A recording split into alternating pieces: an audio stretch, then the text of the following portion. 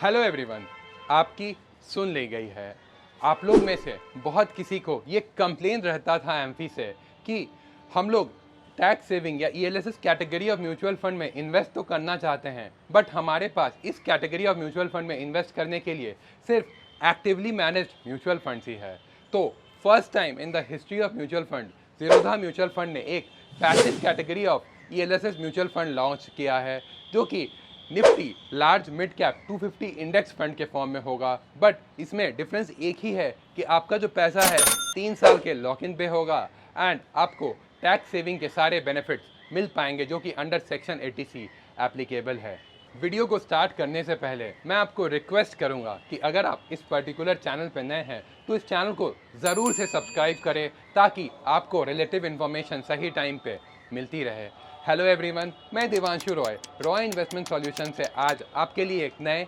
और बहुत अच्छा या इन्फॉर्मेटिव वीडियो आपके लिए लाया हूं। तो चलिए आज का वीडियो हम लोग शुरू करते हैं।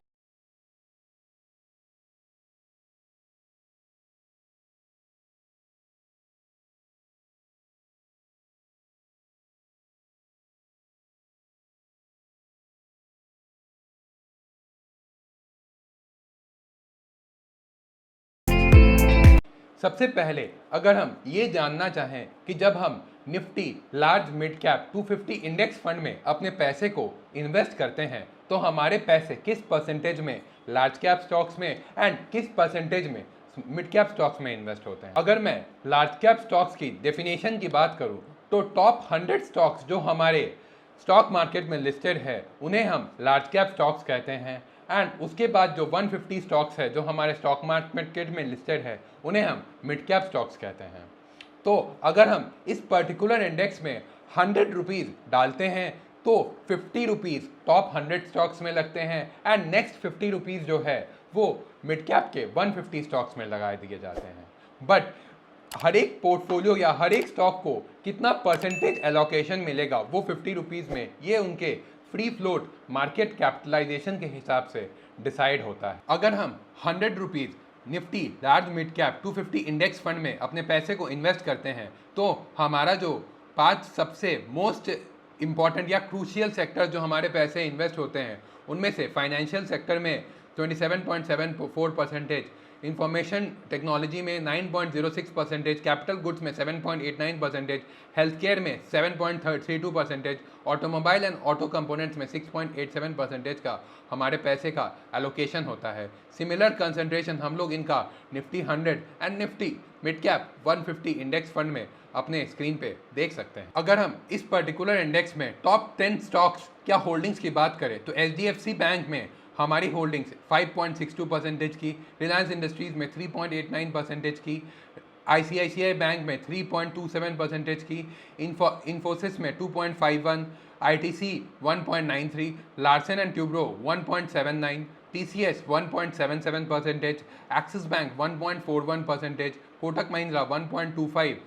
भारती एयरटेल 1.15% है। अगर हम टॉप 10 स्टॉक्स के परसेंटेज या वेटेज की बात करें तो इस पर्टिकुलर इंडेक्स में टॉप 10 स्टॉक्स की वेटेज 24.60% की है, जो कि हर 3 महीने में बदलते रहती है। सिमिलरली आप टॉप 10 स्टॉक्स निफ्टी 100 और निफ्टी मिड कैप 150 के टॉप 10 स्टॉक्स की होल्डिंग्स की एवरेज आप अपने स्क्रीन पे देख सकते हैं। अब आप Nifty mid cap 250 index, Nifty 100 and Nifty mid cap 150 index का परफॉर्मेंस अप्रैल 2005 से सितंबर 2023 तक देख सकते हैं। तो अगर हम इसको समअप करते हुए आपको बताएं तो मई 2016 के बाद हम लोग देख सकते हैं कि निफ्टी मिड कैप 150 इंडेक्स ने आउट परफॉर्म किया है Nifty 100 and Nifty large mid cap 250 index को। तो अगर मैं इसको एक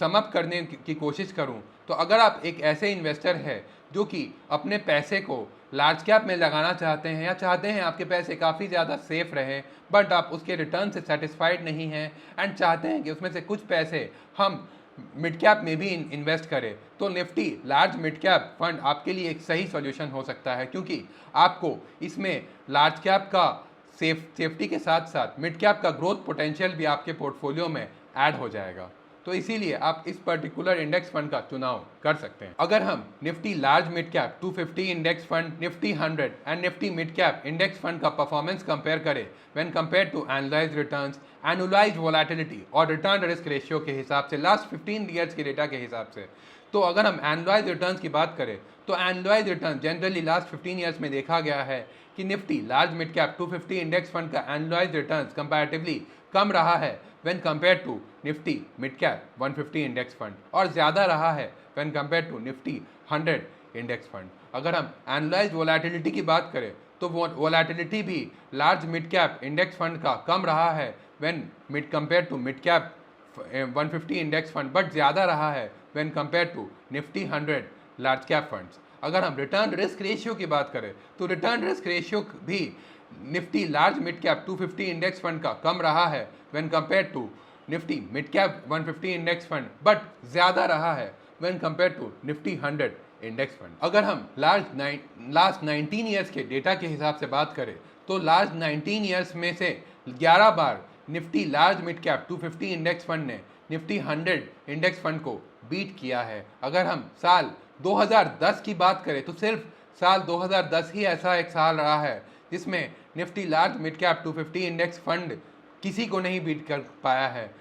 अगर हम उनका कंपैरिजन निफ्टी 100 या Nifty mid cap 150 index fund से करें तो अगर हम Nifty large mid cap 250 index fund में अपने पैसे को इन्वेस्ट करते हैं तो 50% हमारे पैसे लार्ज कैप स्टॉक्स में इन्वेस्ट होते हैं एंड 50% मिड कैप स्टॉक्स में as per their free float market capitalisation. Nifty large mid cap 250 index fund हमारे स्टॉक मार्केट के टोटल मार्केट कैपिटलाइजेशन का 84% होल्ड करता है एंड अगर हम फ्री फ्लोट मार्केट कैपिटलाइजेशन की बात करें तो ये अप्रॉक्सीमेटली 87% हमारे टोटल स्टॉक मार्केट के मार्केट कैपिटलाइजेशन का होल्ड करता है। अगर हम लार्जेस्ट सेक्टर की बात करें जो कि Nifty large mid cap 250 index में अवेलेबल है तो फाइनेंशियल सेक्टर सबसे ज़्यादा वेटेज रखता है इस पर्टिकुलर इंडेक्स में, जिसकी कंसंट्रेशन अप्रॉक्सीमेटली 27.74% की है। इंफॉर्मेशन टेक्नोलॉजी की परसेंटेज कंसंट्रेशन 9.06% की एंड कैपिटल गुड्स की 7.89% की है। ये इंडेक्स एक बैलेंस्ड फिट है जो कि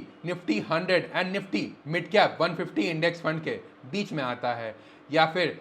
ये इंडेक्स वो इन्वेस्टर्स के लिए है जो कि अपने पैसे को सेफ्टीनेस के साथ साथ थोड़ा बहुत ग्रोथ या रिस्क भी देना चाहते हैं ताकि उनके पैसे जल्दी से बढ़ पाए। अगर हम 1 अप्रैल 2005 की बात करें तो अब तक जो रिटर्न्स ये इंडेक्स ने दिए हैं तो वो अप्रॉक्सीमेटली 15.8% का है हर ईयर ऑन ईयर एंड अगर हम निफ्टी 100 के रिटर्न्स की बात करें तो वो अप्रॉक्सीमेटली 14.5% का है and Nifty mid cap 150 index की बात करें तो उनका जो एनुअलाइज्ड रिटर्न्स आया है 1 अप्रैल 2003 से वो है 17.3%। बेस्ड ऑन लास्ट 7 या 10 ईयर्स का इन्वेस्टमेंट डेटा ये देखा गया है कि रोलिंग रिटर्न्स के हिसाब से ये large mid cap 250 index fund ने कभी भी इन्वेस्टर को नेगेटिव रिटर्न्स नहीं दिए हैं। On this note Zerodha mutual fund ने अपना एक एनएफओ लॉन्च किया है जो कि large mid cap 250 index fund के हिसाब से होगा एंड हमारे पैसे को large mid cap 250 index fund के हिसाब से हमारे पैसे को इन्वेस्ट करेगा एंड वो हमें ELSS कैटेगरी या फिर टैक्स बेनिफिट का भी एडवांटेज देगा। तो ये पूरे म्यूचुअल फंड इंडस्ट्री में सबसे पहला स्कीम है जो कि हमें टैक्स बेनिफिट के साथ साथ हमारे पैसे को पैसिव स्ट्रैटेजी के ऊपर इन्वेस्ट करेगा, क्योंकि जनरली जब भी हम ELSS कैटेगरी में इन्वेस्ट करते थे म्यूचुअल फंड्स में तो हमें हमेशा एक्टिवली मैनेज्ड म्यूचुअल फंड में ही जाना पड़ता था और फंड मैनेजर के एक्सपर्टीज़ में हमें उन पे ऊपर रिलाई करना पड़ता था। तो ज़ीरोधा म्यूचुअल फंड ने ये सारे बैरियर्स को तोड़ते हुए ये फंड लॉन्च किया है जो कि पैसिव स्ट्रैटेजी के ऊपर होगा एंड हमें टैक्स बेनिफिट भी देगा। अगर हम इस पर्टिकुलर म्यूचुअल फंड या इस पर्टिकुलर म्यूचुअल फंड की NAV डेट या NFO डेट की बात करें तो NFO डेट इनका 28 अक्टूबर से लेके 3 नवंबर तक होगा, जिसमें आपको इस पर्टिकुलर स्कीम की NAV मात्र 10 रुपये में मिलेगी। अगर हम इस पर्टिकुलर स्कीम की लॉक इन की बात करें तो इस पर्टिकुलर स्कीम में लॉक इन आपको 3 इयर्स का मिलेगा, क्योंकि यह आपको टैक्स बेनिफिट का भी एडवांटेज देगा। अगर आपको स्कीम से रिलेटेड कोई भी डाउट है या फिर आप इससे कुछ रिलेटेड कुछ पूछना चाहते हैं मुझसे, तो नीचे दिए गए हमारे फ़ोन नंबर्स पर ज़रूर संपर्क कर सकते हैं, या फिर हमें कमेंट सेक्शन में मेंशन करते हुए आप अपने डाउट्स को कमेंट कीजिए। मैं पर्सनली चाहूँगा कि उन सारे कमेंट्स का मैं रिप्लाई करूँ। अगर आपको अपने पोर्टफोलियो की प्लानिंग हमारे साथ करवानी है through mutual funds, fix deposit, life insurance, health insurance, NPS या कोई भी अदर इन्वेस्टमेंट या इंश्योरेंस प्रोडक्ट, तो आप हमारे फ़ोन नंबर्स पर ज़रूर संपर्क कर सकते हैं। अगर आपको ये वीडियो अच्छा लगा एंड वीडियो बहुत इन्फॉर्मेटिव लगी आपको, तो आप हमें इस पर्टिकुलर वीडियो पे ज़रूर लाइक दें एंड हमारे चैनल को ज़रूर सब्सक्राइब करें, ताकि आपको इस पर्टिकुलर चैनल से रेगुलर इन्फॉर्मेशन सही टाइम पे मिलती रहे। Thank you.